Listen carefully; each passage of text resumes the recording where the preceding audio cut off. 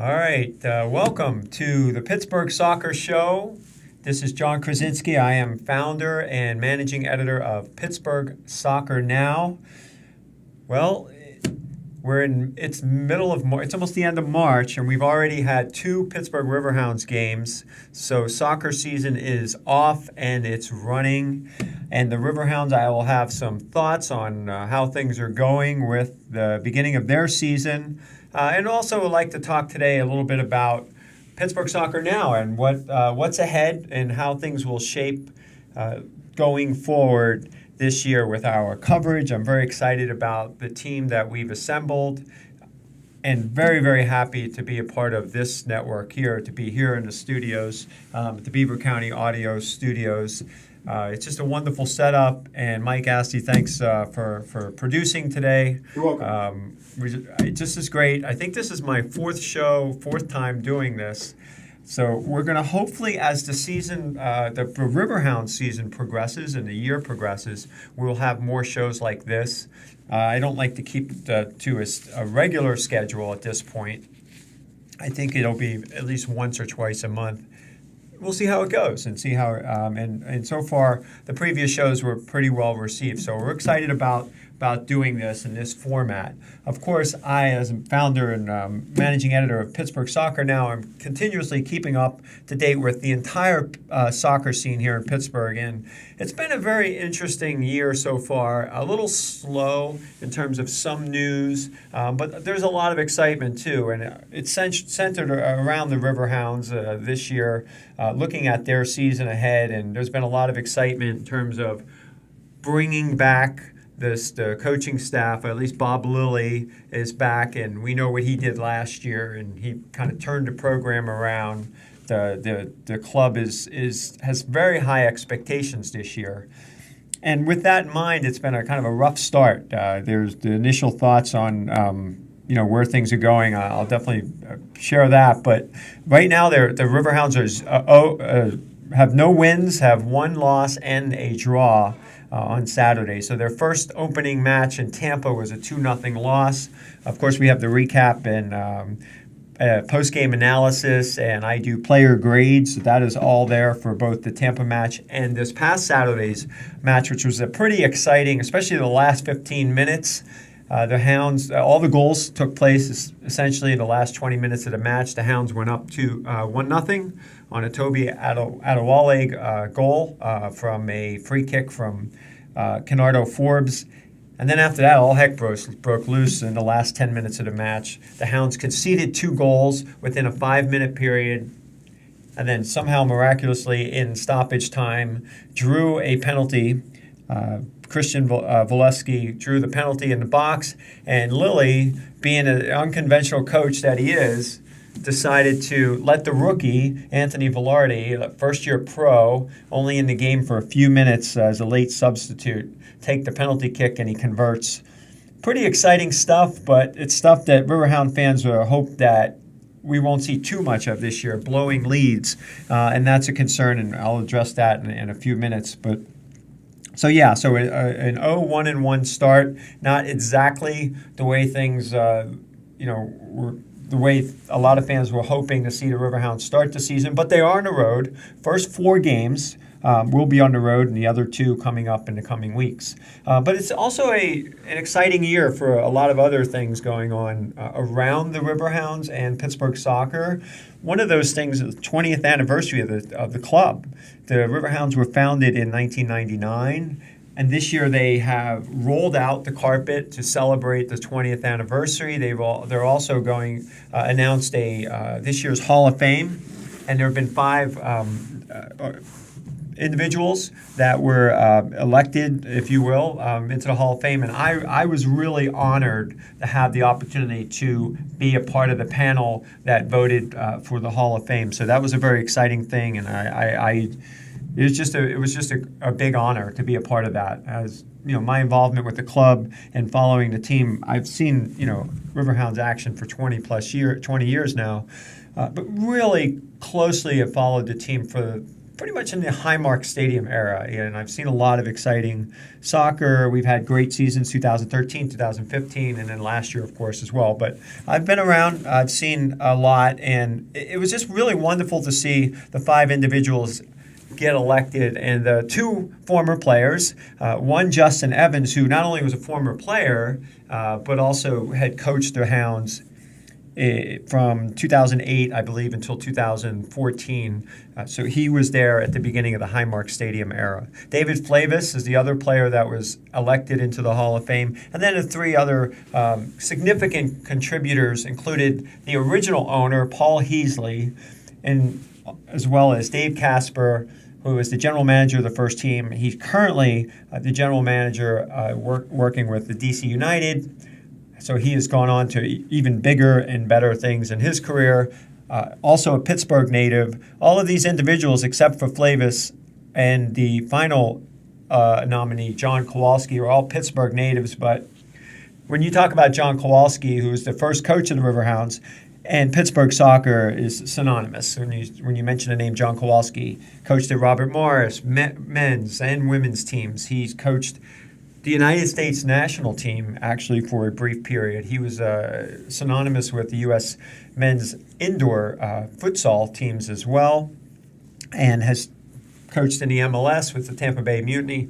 John Kowalski has been there and he's done it. He's coached at so many different levels. Currently still coaching the Robert Morris women's program. So what a wonderful class. 5 individuals who, as I wrote about in February, in March, when they were announced, those are 5 individuals really who shaped the success of those first couple seasons when more than 5,000 people were showing up for games at Bethel Park Stadium, and there was some initial momentum and success for the franchise, which helped it at least become rooted in part of the in the American soccer landscape. So it's nice to see that the Riverhounds are looking back at their history and spending time to honor those who've really paved the way. It's been a lot of ups and downs, and there's been a lot of struggles for the franchise, but they're still here. And right now, if you look at the USL Championship, you look around, there are 2 teams remaining that are part of that history, Charleston Battery and Pittsburgh Riverhounds. That is it at that level. A lot of the other teams are new franchises, popped up only in recent years. So a large league, the league has grown enormously in 34 plus team. I think it's 34 teams now, and to have the Riverhounds be one of the older, what they call the old guard teams, it's really great to see. So there will be some celebration all year long. There will be some ceremonies revolving around the Hall of Fame, and maybe future shows, Pittsburgh soccer shows. We'll see if we can get maybe 1 or 2 of those individuals to join us and talk about those early Pittsburgh Riverhound seasons. Other festivities will be coming along as well. But I wanted to kind of talk briefly about some of Pittsburgh Soccer Now's coverage for the coming season. So we've had 2 games in. Myself, Marc Goodman, also known as Soccer Rabbis, who's with us on our last show. Marc and I are pretty much teaming up to provide the coverage for the team this year. We're also excited to have Matt Geico back. Matt, as you know, many of you may know, is a play-by-play announcer for the Riverhounds. He's been a contributor to our site over the course of the past year that we've developed Pittsburgh Soccer Now, and he will return. We're excited to say he will return with his View from the Booth column. So looking forward to having Matt back with us on a regular basis. Matt's also contributed to a lot of our coverage as play-by-play announcer too for some of the high school matches that we've featured as part of our coverage, our exclusive coverage of some high school matches in September and October. And we are planning to do that again in the coming year. So we're excited. We'll have a weekly notebook. There's going to be a pregame scouting report every week on the Riverhound opponents from the unique style of writing from Marc Goodman. We love having Marc with us on our site.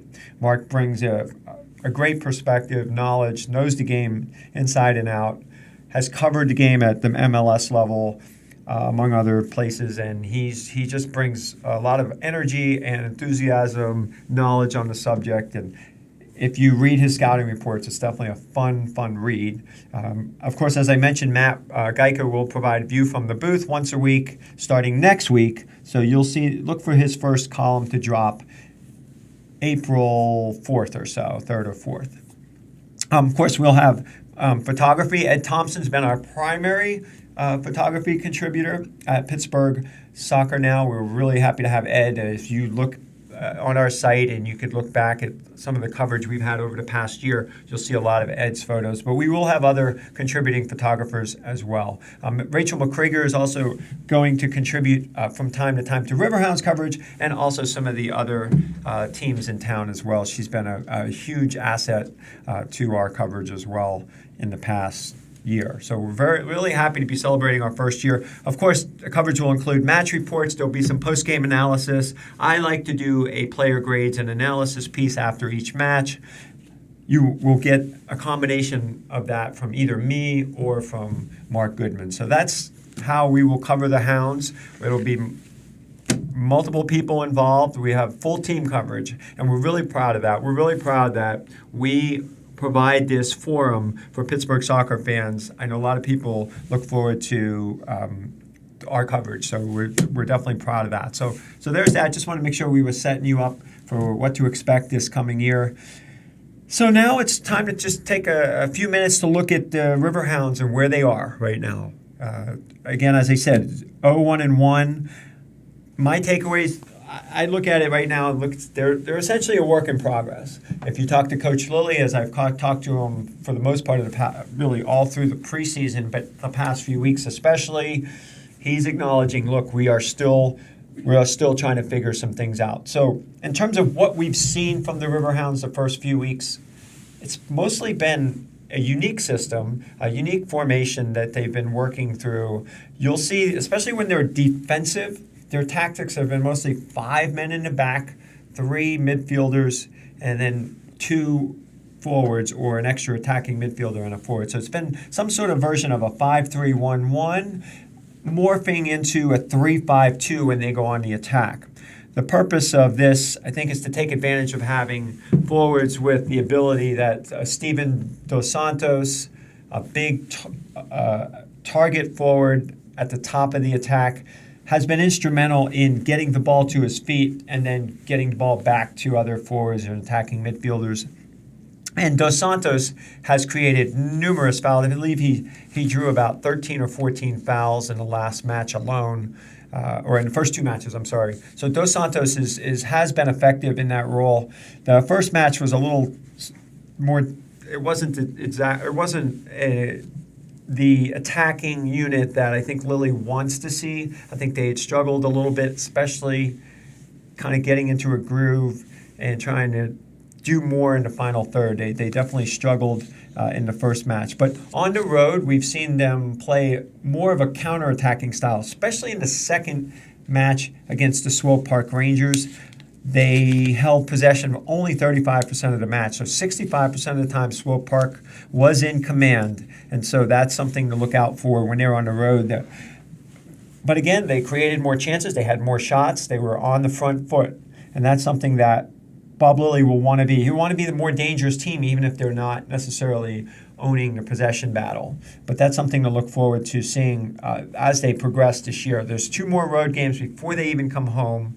Coming home will be interesting. I don't know if you've had a chance to see Highmark Stadium or Riverhounds Twitter accounts or social media accounts, but if you've looked over the last few days, if you haven't checked them out, please do. The new turf has been rolled out. I don't know if it's completely finished. The lines have been put on the turf.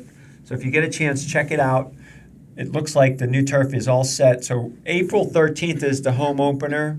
And the Hounds, Lilley and I spoke a lot about this in the off season, where the turf is having a new turf. He feels will be helpful in terms of having a team that can be an exciting attacking team and be able to possess the ball a little bit better. I think the old turf, they struggled a little bit in the past few years with the ball getting away from people. The game wasn't played at the speed or level. Players were not able to get good touch on the ball, that sort of thing. So with the new turf, that should be a positive for all the teams that are going to be playing on that surface in the coming years. So, and as Bob Lilley said early in the preseason, he said it was one of those things that when he came here to Pittsburgh, he saw Highmark Stadium had been 5 or 6 years. Was here, and he wanted to make sure that we had a new turf was going to be put in soon, because he definitely noticed the wear and tear. But the trends, the things, the concerns, really from my takeaways of the Hounds so far is right now no lead is safe. This is a team that's had a 1-0 lead late in the match, lost the lead.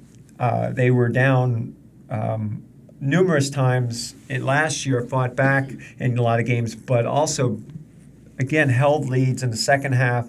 In August, September, and October, there were numerous times, including the playoff game against Bethlehem Steel, and couldn't hold on to leads and ended up either settling for draws or, in the case of the playoff match that went to penalty kicks.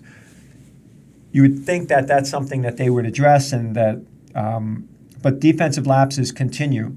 And it's a bad trend. It's a trend that, again, started at the end of 2018 and continues into 2019. So last year, when the Riverhounds opened up the season, through the entire month of March and April, they did not lose a league match.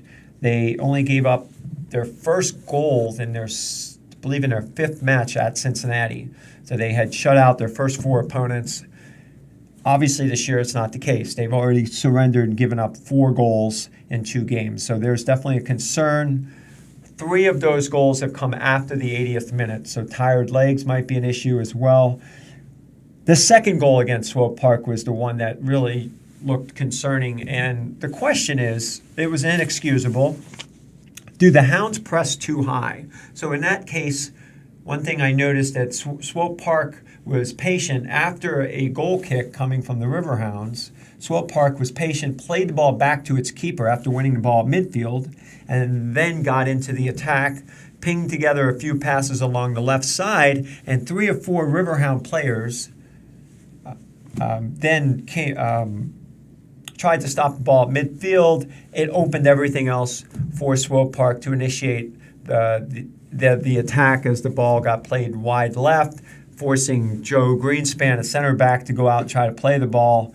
And at that point, as I said on Saturday, the Riverhounds were completely undressed, and it was kind of an embarrassing goal to give up, as the ball was played into the far post area, the far side of the box, and it was pretty much an easy goal for Swope Park to knock back into the goal. And the Riverhounds were caught retreating. They were looking disorganized, and so a little bit scattered in terms of their organization and their formation. I think they need to keep things a little bit tighter, hopefully not give up those type of goals on the road or anywhere at any time. So that's something that I'm sure Bob Lilley will look to clean up. Not good, though. Not good when you're giving up goals, 2 goals a game, and you have aspirations to be a championship contender. Nobody knows this better than Bob Lilley. Of course, in 2015, he won a USL title with Rochester Rhinos. That Rochester Rhinos squad gave up, I believe, 15 goals in a regular season. 15 goals in a 30-plus game regular season. So Bob Lilley knows how to coach a team to win at the level, play an extremely strong, tight, well-knit defensive side, defense first, and then look to counterattack and look to score goals. There are some promising things, though, things to look forward to.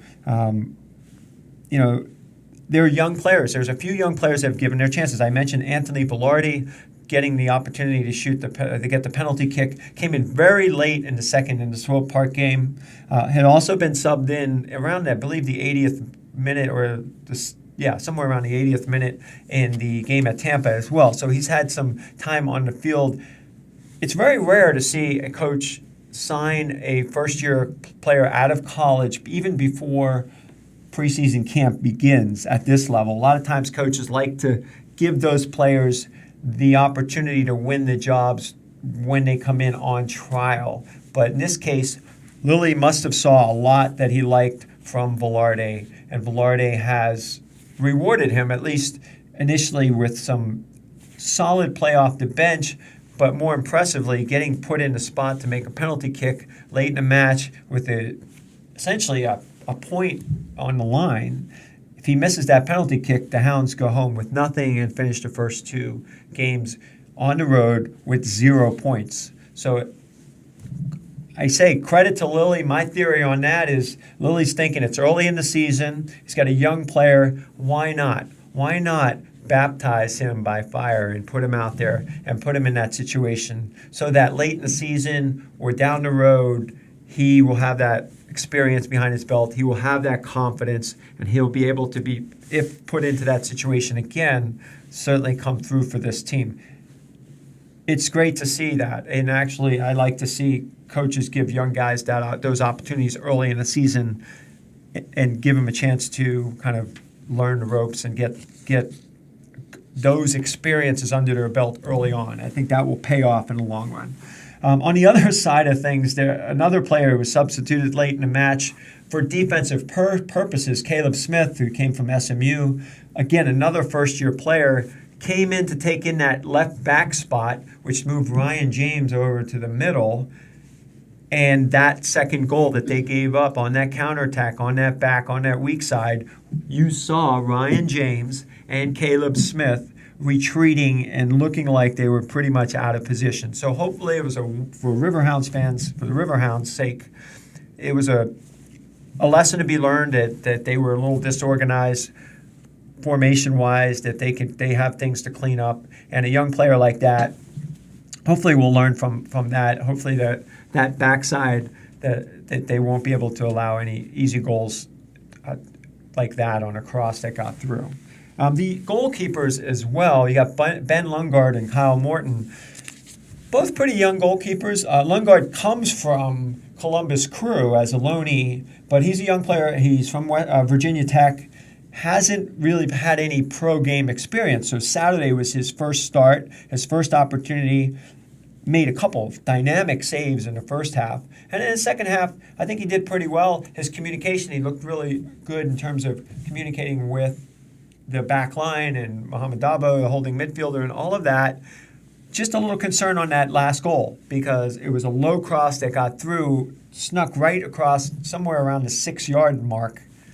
Goalkeeper, had to be way out of position not to get to that ball. So I thought, well, maybe he should have gotten to that ball, but that's something that I'm sure he needs to work on. Kyle Morton played the first game, 2 goals against Tampa. One came from coming out of the box and not getting to the ball. Tampa then knocks the ball in that bounced out, and he was out of position there. So goalkeeping is a little bit of a concern right now. Again, young players, baptism by fire.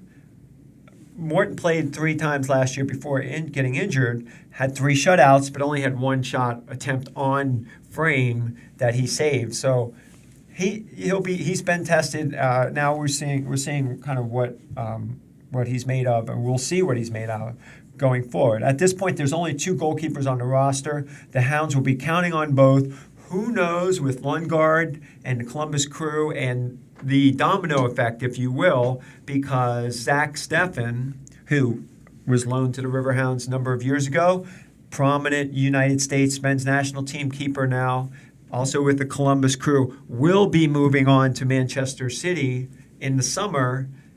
And so where does Lundgaard go in that pecking order within the Columbus Crew roster? So I am sure Lilley will be, and the coaching staff will be looking to probably add another keeper. Maybe even in the coming weeks, we'll see some roster updates and additions. And that's also true that the Hounds had already, Lilley had even mentioned to me a couple weeks ago, he wasn't done signing players, but once they started the season, they would probably wait a couple weeks before the home opener to announce any additional signings. There were players who came in and out on trial throughout the preseason that may be on Lilley's short list. There was also another player who Lilley had mentioned was going to be signed, but was still in school. So we're still waiting to hear who these additional rostered players will be. I'm sure they will help add depth to the current lineup. Also wanted to tip my cap to a few players especially from last week's performance. So Canardo Forbes won some USL honor this week in terms of making the USL Team of the Week honorable mention. And Forbes, as Marc Goodman points out in his article towards the end of last year, was just Mr. Dependable. And Dependable has nothing on Canardo Forbes. And that's really what he brings to this franchise. He is a guy that's going to be out there, play 90 minutes almost every match. He's going to be reliable in the midfield. He's going to win his duels. He's going to win his battles.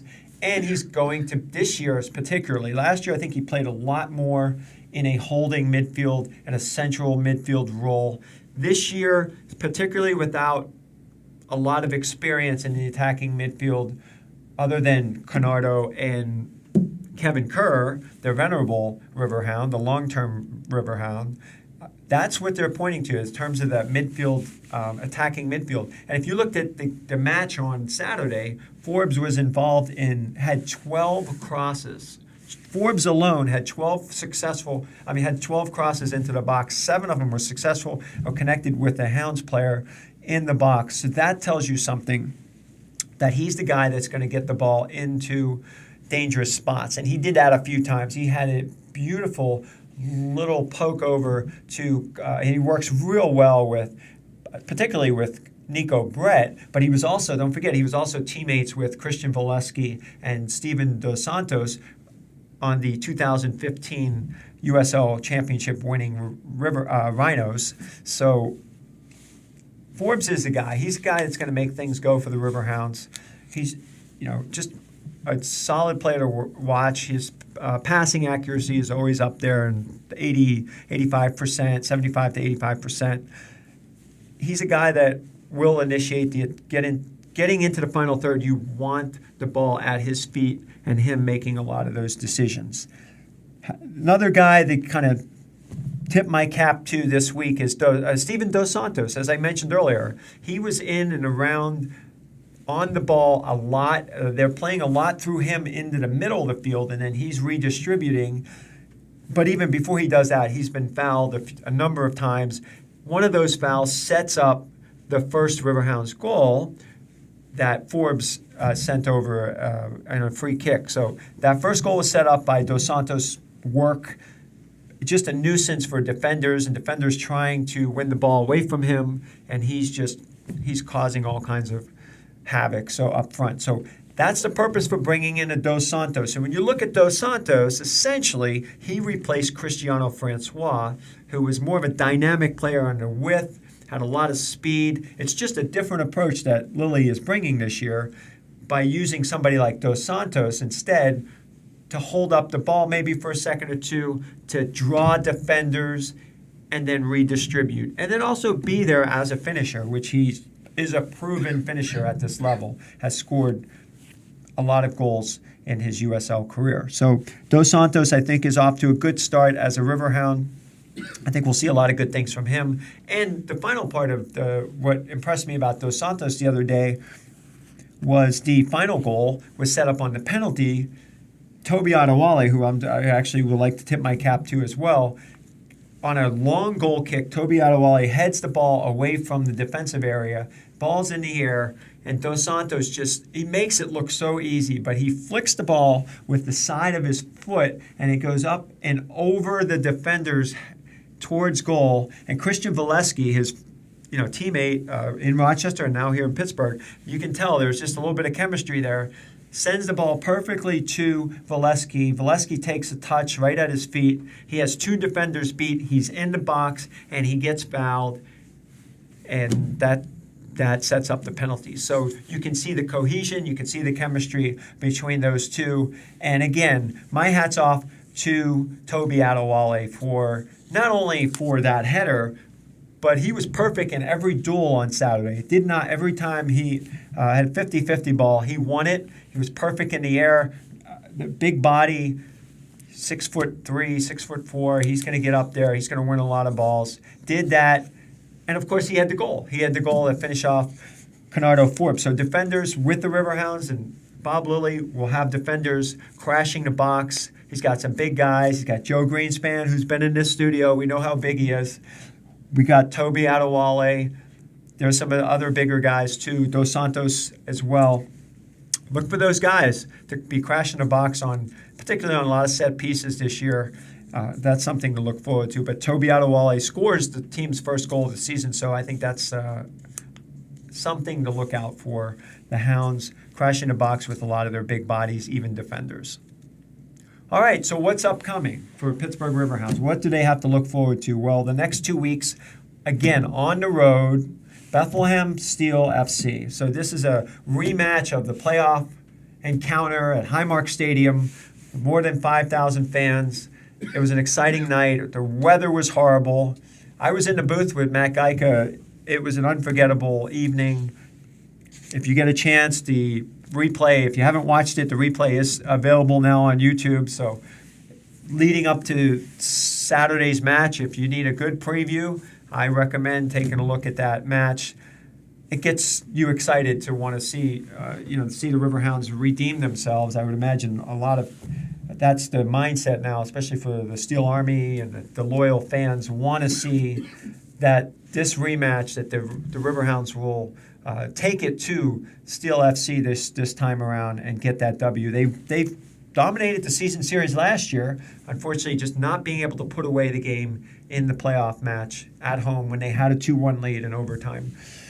So that's where we are. This is the last two matches for the Steel were home games, and they lost North Carolina FC, and then last week to Memphis 901, one of the new expansion clubs, beat them 1-0 in Philly. So they're playing all their home games at Talon Energy Stadium, the home of the Philadelphia Union, just like the Hounds played last week at Swope Park. They played at Sporting KC's home park, Mercy Health Park. Now they will play at Talon Energy Stadium, home of the Union, before pretty empty stadiums. But that's life in USL, playing against MLS 2 type teams are now playing in these stadiums that will be mostly empty, but still, it's a road match. It's an opportunity for the Hounds to get that first 3 points of the year. So essentially, Steel will look similar like they have in the past. I think they've played more than 100 games in USL now.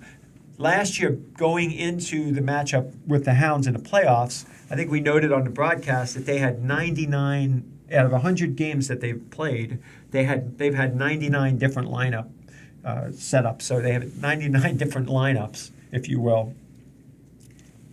Tells you a lot about their organization and what they're doing and how they're putting players out. They're trying to get a lot of players, a lot of experience. There's a lot of younger players that are in the Philadelphia Union system that play with Steel FC. That's what we'll see of. But they have some continuity as well. They have a few veteran players that stick around and work with all of these young players. And one of those is their holding midfielder, James Chambers. As we know, James Chambers last year came up with a huge goal that tied the match in the playoff match against the Hounds at Highmark Stadium. A free kick from close range, and he just buried it. And there was a lot of pushing and shoving and intense play between both teams throughout that match. But it was Chambers and Canardo Forbes, the two team captains last year, who were going at it, especially towards the end of the match. A couple different times, pushing and shoving, little gamesmanship both ways. And even this year in the preseason, when the teams saw each other, Forbes and Chambers again had a few moments like that. So look for that this coming Saturday as the Riverhounds take on Bethlehem Steel. I will talk more about that in this week's upcoming notebook. Is this a rivalry? Will this be a rival for the Hounds going forward? Of course, we know there is no longer Harrisburg City Islanders, no longer Penn FC for the Hounds, close to long-time closest rival. So being that Bethlehem Steel, the only team in Pennsylvania that they face, a team that's knocked them out of the playoffs a year ago, a team that is stark contrast from the Riverhounds organization. They are an MLS entity. They are in an area that has a strong soccer foothold, a lot of good youth programs, a lot of good youth players, a lot of national team players that have popped up in and around that area, where the Hounds are trying to do do that in this area, in Pittsburgh, and get Pittsburgh to a different level. So I'll talk a little bit more about that in my notebook upcoming this week. So be on the lookout for that in my Riverhounds notebook. And then, of course, the following week, the Hounds will go to Louisville City to take on the defending champions. So one thing they don't want to do is take on the defending champions who are struggling a little. I mean, they're 2-0-1 now. They did lose early in the season, also to North Carolina FC. But then they came back and beat Hartford, expansion franchise, and Atlanta United too. So the defending champs, that'll be interesting. So that's the first 2 weeks for the Riverhounds. The next 2 weeks, Bethlehem Steel, and then Louisville City. Both away games, both challenges, and then they come home April 13th to Highmark Stadium. So that's pretty much in a wrap what we are going to be seeing from the Riverhounds. Again, our coverage will be all over Pittsburgh soccer now. I do want to, before we leave this broadcast, I just want to make sure that I share my sentiments briefly about the International Champions Cup. Today announced its full schedule. Last year, of course, we had the International Champions Cup here in Pittsburgh, between Borussia Dortmund and Benfica, German club, Portuguese club. The attendance numbers weren't great, and it was probably one of the reasons for the decision, the International Champions Cup, to have in their selections of cities and whatnot. But I think they also like to give smaller cities a chance every now and then on their cycle. So I wouldn't be too disappointed if you're a Pittsburgh soccer fan and wanting to see an international match here in Pittsburgh.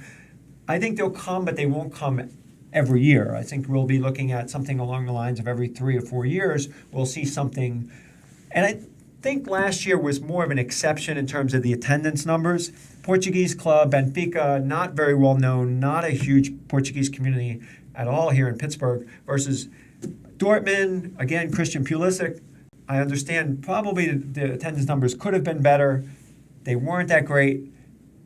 My heart of hearts tells me that if an English Premier League squad does come here, Chelsea, Manchester United, somebody along those lines, even Man City, as they were about 5 years ago, attendance numbers will probably be a lot higher, closer to 30 or 40,000 mark, if and when an international match returns. So it's not the end of the world, Pittsburgh soccer fans. I think it's okay to kind of take it in stride. We're not going to have something like this every year. There is still, I have been in some discussion with officials from Heinz Field. They were hoping that it was a possibility to get a match here. They haven't completely given up. There's still some possibility that down the road, in the shorter term, in the next year or so, we still may see the United States, one of the national teams, potentially be here for a match. Probably not the men's team, but potentially the women's team is a possibility. And of course, this is a World Cup year for the women, so we'll be watching that closely as well. All right, well, that's pretty much it. Finally, one final thing, be on the lookout. We will have, anytime there are new recruitment news from the college side, Pitt, especially Pitt, Duquesne, Robert Morris, we'll be out there front and center to share that news. Pitt women's team continues to add. I do have an article on Pittsburgh Soccer Now this week updating with the latest addition, Ava Hanna from the Eastern Pennsylvania area. So she has been a latest addition to Randy Waldrom's squad, which is going to have 18 now, new players. So lots of coverage from college. And of course, down the road, we'll talk high schools when we get to closer to August and September, because we're going to have a lot of high school coverage this coming year. So, all right. That's pretty much everything. Look forward to getting back in the studio here and probably in the next few weeks, or at least by mid-April somewhere. Again, thank you, Mike, for having me and for producing. And this is, again, looking forward to see what the Hounds can do in the next few weeks. And then look for all your coverage on Pittsburgh Soccer Now. Don't miss it.